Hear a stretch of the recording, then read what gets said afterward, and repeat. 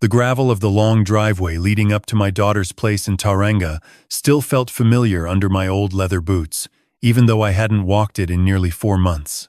The Bay of Plenty sun was sitting low over the harbor, throwing that soft golden light across the cowhide trees in her front yard, and I had a folder tucked under my arm that I'd been waiting half a lifetime to bring over.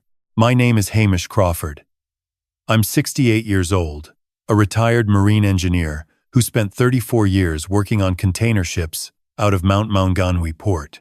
I've buried a wife, raised 1 daughter on my own, and fixed more diesel engines than I can count. And on that particular Thursday afternoon in late autumn, I was the happiest I'd been in a decade. 2 weeks earlier, my older brother Angus had passed away in Nelson. Pancreatic was what we'd all assumed, but in the end it was a stroke that took him in his sleep, quick and clean, the way Angus would have wanted it. He'd been a horticulturist who'd built up a kiwifruit orchard empire across the Tasman district, sold most of it off to a corporate buyer in 2019, and lived quietly on his own ever since. He never married, never had kids, and when his solicitor read the will to me over the phone from a quiet office in Richmond, I had to sit down on my kitchen floor and cry for the first time since my wife Margaret died. $6.2 million. A holiday house at Kaiteriteri, overlooking Abel Tasman National Park. A vintage Holden ute that Angus had restored himself. And a handwritten letter telling me to spend it well, look after my daughter Imogen, and to remember that he'd always been proud of his little brother. I stood on that driveway with the folder under my arm and thought about how my Imogen's life was about to change. She was 36, a pediatric nurse at Tauranga Hospital, married for 9 years to a man named Travis Holloway. They had 1 boy, my grandson Felix, who was 7.5 years old, and the absolute light of my world.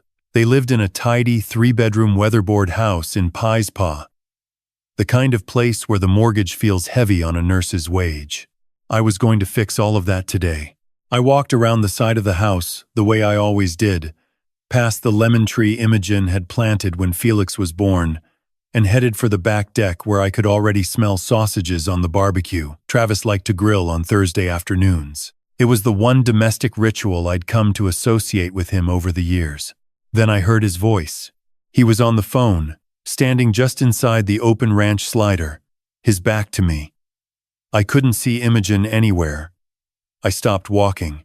Mate, I'm telling you, the old man's not going to last another 2 years at this rate. Did you see him at Felix's birthday? He couldn't even remember Imogen's middle name. He's losing it. That's why we need the power of attorney sorted before he gets any worse. I felt my stomach drop the way it does when a ship hits a swell wrong. Yeah, nah, I know what you're saying.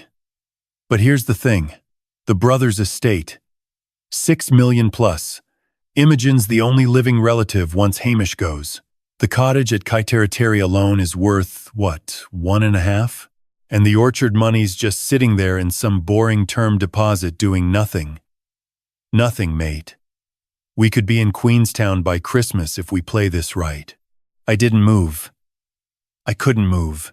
Look, the nursing home angle is the cleanest. Green Acres.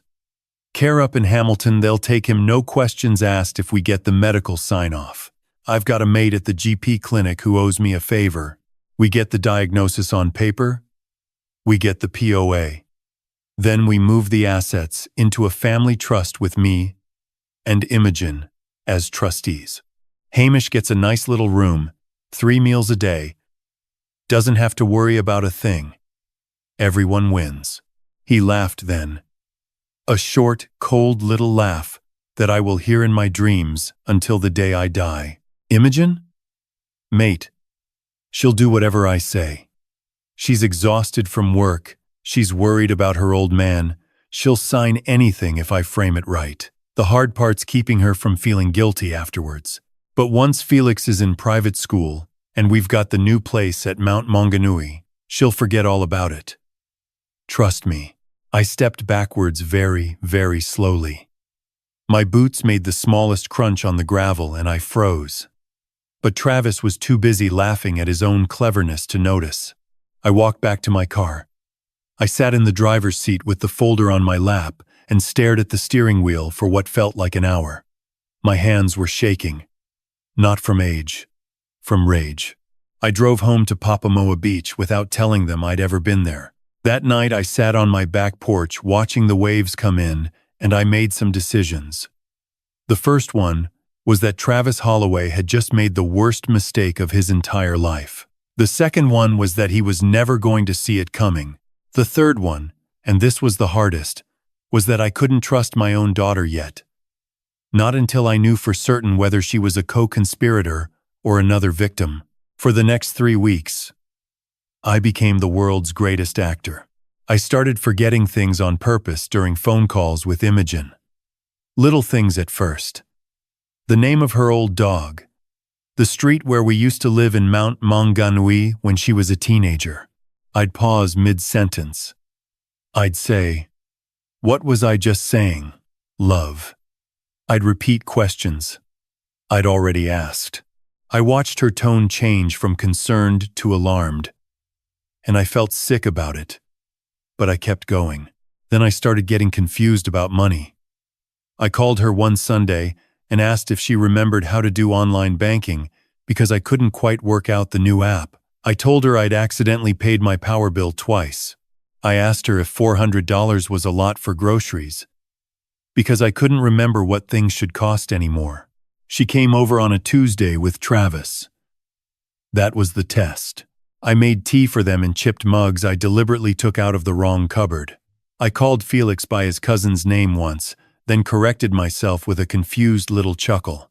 I asked Travis twice if he was still working at the real estate firm, even though I knew perfectly well he'd been between opportunities for 14 months. I watched his eyes light up every single time. He couldn't help himself. About 40 minutes in, he leaned forward with that fake, concerned face he wears like a cheap suit and said, "Hamish, mate, have you given any thought to what happens if things get harder for you, living on your own? All the way out here in Papamoa. We worry about you." "Oh," I said, blinking slowly. "I suppose I haven't." "What sort of things?" He glanced at Imogen. She looked uncomfortable. That was the first thing that gave me hope about her. "Well," Travis said carefully, "there's some really lovely retirement villages around, even some proper care homes if you needed extra help. We could look into it together." "That sounds expensive," I said. "That's what we're here to help with, Dad," Imogen said quickly. Too quickly. "We could help you sort out your finances. Make sure everything's looked after properly." I noticed the way she glanced at Travis when she said it, like she was checking if she'd said the right line.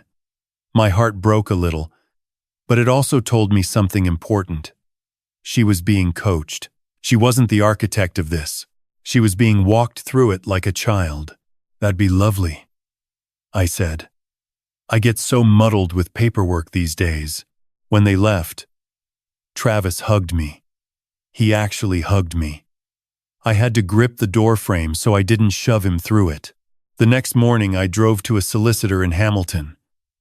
Not in Tauranga. Not anywhere Travis might have a mate who'd hear about it. I picked a woman named Priscilla Ainsworth Reed, 61 years old, 29 years of practice. No connections to any of the local circles Travis ran in. I sat in her office, and I told her everything. She listened without interrupting.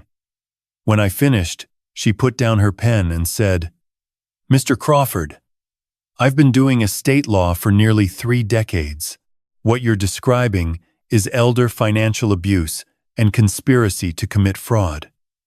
I can help you, but I need you to do exactly what I tell you to do, and I need you to be patient. We don't fight a man like this with anger. We fight him with paper." I liked her immediately. Over the next month, Priscilla and I built a fortress. First, we set up a discretionary trust. Every cent of Angus's money, the Kaiteratiri cottage, even the old Holden ute, all of it went into the Crawford family trust, with Priscilla as the independent trustee and my grandson Felix as the primary beneficiary, with Imogen as a secondary beneficiary subject to certain conditions. Travis was specifically named as a person who could never benefit from the trust under any circumstances. Second, we updated my will. Same structure. Travis got nothing. Felix got everything that wasn't going to a list of charities I'd always wanted to support, including the Westpac Rescue Helicopter and the Cancer Society of New Zealand.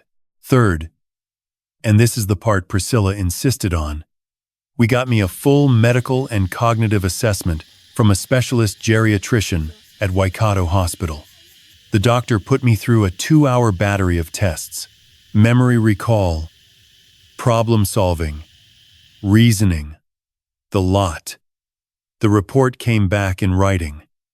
Cognitive function entirely consistent with a healthy man of my age. No indication of dementia, mild cognitive impairment, or any neurological decline. Signed, dated, witnessed, certified. Priscilla put a copy in her safe. She put another copy in a safe deposit box at the bank. She emailed an encrypted copy to herself, and she gave one to me to keep at home, hidden inside a hollowed-out copy of Barry Crump's autobiography on my bookshelf. "Now we wait," she said. "Let him show his hand." Meanwhile, I started doing my own quiet investigating. I'd been a marine engineer for 34 years, which meant I knew exactly how to read documents and follow paper trails. I asked Imogen very gently if I could borrow some of their old paperwork to help me understand my own bills better. She gave me a folder, without a second thought, which told me she genuinely believed I was slipping. What I found in that folder made my blood go cold all over again. Travis hadn't paid the mortgage on their Pies Pa house in 7 months. 7. He'd been intercepting the letters from the bank and forging Imogen's signature on payment plan extensions. He owed roughly $41,000 to a man named Garrick Vance, who I later learned was a known figure in the Hamilton sports betting scene. He'd taken out a personal loan in Imogen's name without telling her, $18,000 at a punishing interest rate, and he was using her good credit to keep his head above water. But the worst thing, the thing that made me drive straight back to Priscilla's office that same afternoon, was a printed document I found at the very back of the folder. It was a draft enduring power of attorney for property. My name was at the top. Travis's name was listed as the attorney, with Imogen as a secondary. The signature line at the bottom had a faint pencil sketch on it. Someone had been practicing my signature. He hadn't asked me to sign it yet, but he was getting ready to. Priscilla looked at the document for a long time. Then she said, "Mr. Crawford, this is a criminal matter now. Forgery, fraud, conspiracy. We need to bring in the police." I shook my head. "Not yet. Hamish, Priscilla, please. I need to give my daughter one chance. Just one. If she's part of this, then we go to the police, and I let her face whatever she's going to face. But if she's not, I need to be the one who tells her, not a constable in a uniform standing on her doorstep." She didn't like it, but she agreed. Here's how I did it. I invited Imogen out to lunch on a Saturday. Just her and me, no Travis. I picked a quiet little cafe in Mount Maunganui called the Lazy Snapper, the kind of place with mismatched chairs and good coffee. I told her I had something important to tell her and I needed her undivided attention. She came alone. That was the first good sign. We ordered. I waited until the food arrived. Then I reached into my bag and I pulled out 3 folders. The first folder I slid across the table contained the cognitive assessment from Waikato Hospital. The doctor's letter, the test results, the lot. "Read this first," I said. She read it. Her brow furrowed. "Dad, what is this? Why did you have a cognitive test?" "Keep reading." She got to the conclusion. Cognitive function entirely consistent with a healthy man of his age. She looked up at me, confused. But you've been so forgetful lately. You called Felix the wrong name. You forgot Mum's birthday last month. I didn't forget your mother's birthday, sweetheart. I never have. Not once in 23 years since she died. She just stared at me. I slid the second folder across. This one had the unpaid mortgage statements, the forged signatures, the personal loan in her name, the bookmaker's debt, and at the very bottom, the draft power of attorney with the pencil signature practice. She went white. She opened it. She started reading. I watched my only daughter realize, page by page, that the man she'd been sleeping next to for 9 years was a stranger who had been actively trying to destroy her family from the inside. She didn't cry. Not at first. She just kept turning pages with hands that shook harder and harder. When she got to the power of attorney draft, she made a small sound, like an animal in pain. "Dad," she whispered. "Dad, I didn't know any of this. I swear to you. I swear on Felix's life. I didn't know." "I know you didn't, love." "How do you know?" "Because I've spent 6 weeks watching you. And because 3 Tuesdays ago, when Travis suggested the retirement village, you looked at him like you were trying to remember a script. That's when I knew." She put her face in her hands. The crying came then, not loud, not theatrical, just the quiet, awful sound of a woman whose whole life had just rearranged itself in 5 minutes.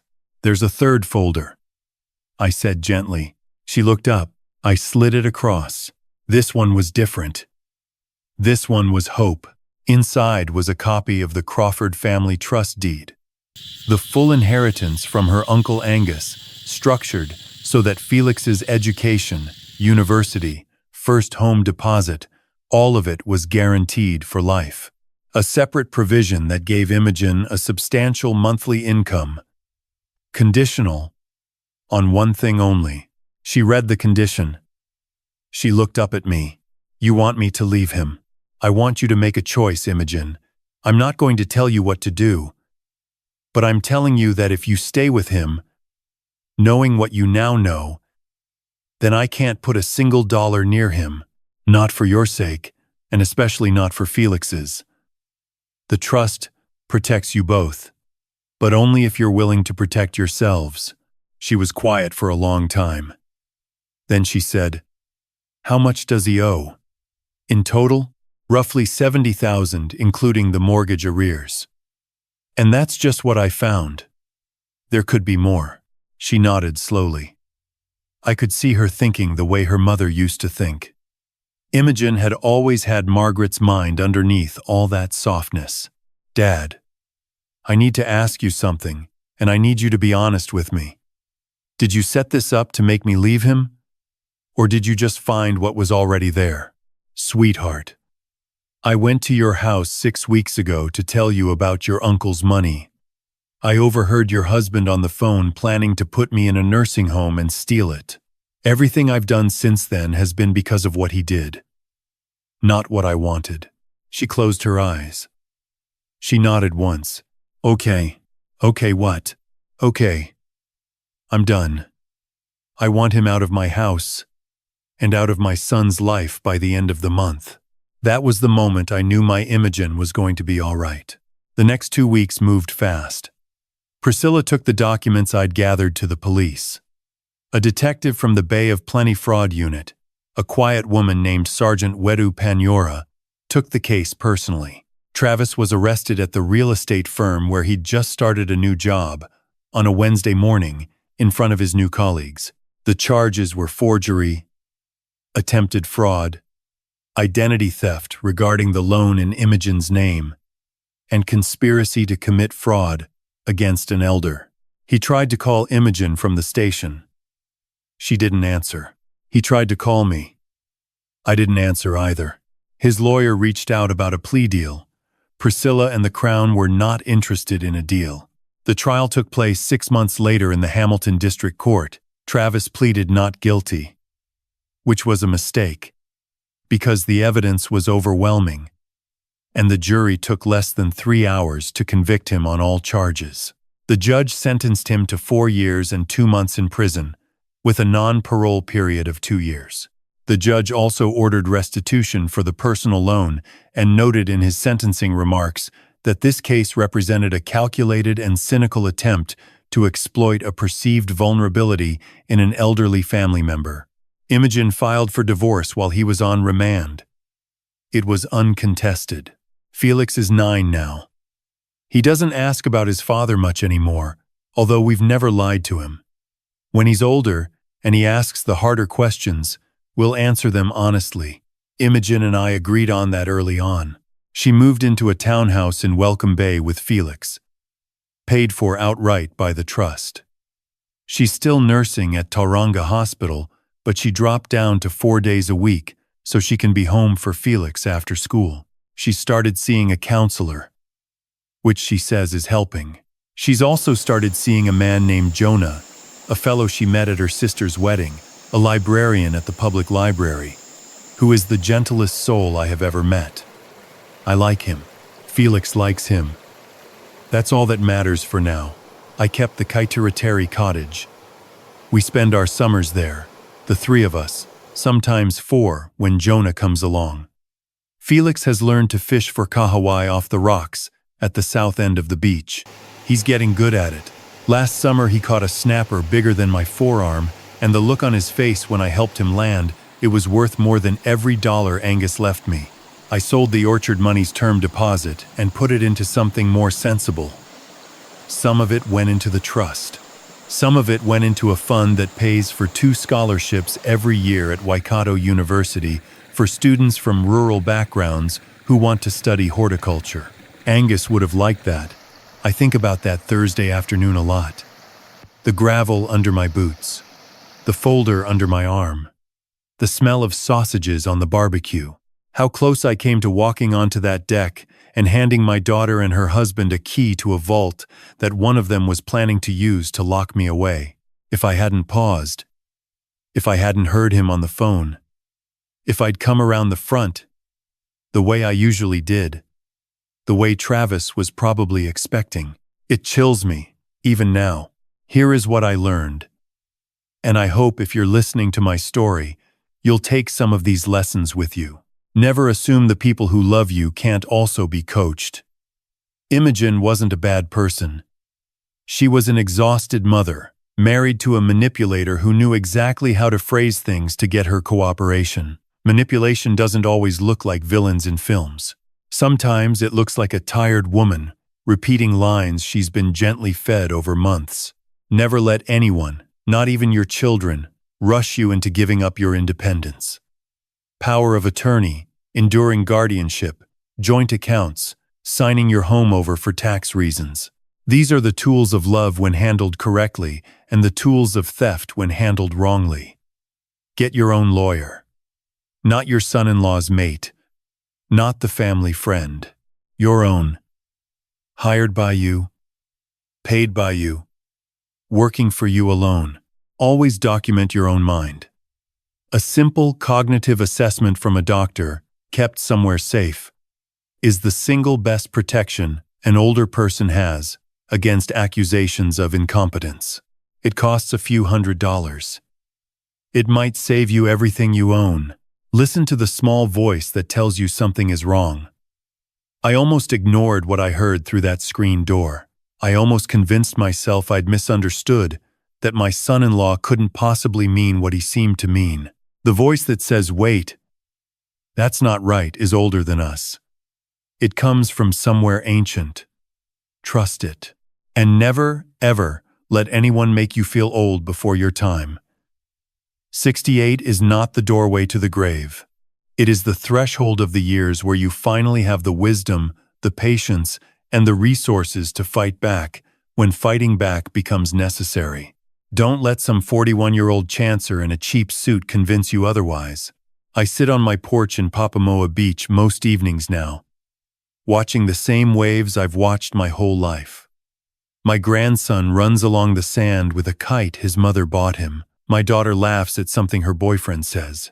The cowhide trees in my front yard are flowering again, the way they always do. My brother Angus left me $6.2 million. And in the end, the most valuable thing I bought with it wasn't the cottage, or the scholarships, or the financial security for my family.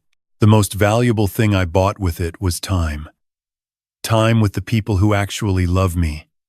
Time without the man who tried to steal it from us. That's worth more than every dollar in every bank in this country. And if you're sitting somewhere right now watching your own life and wondering if the small voice in the back of your head is trying to tell you something, please, listen to it. Walk back to your car. Drive home. Sit on your back porch and make some decisions. The dynamite always knows. It just has to choose the moment to speak.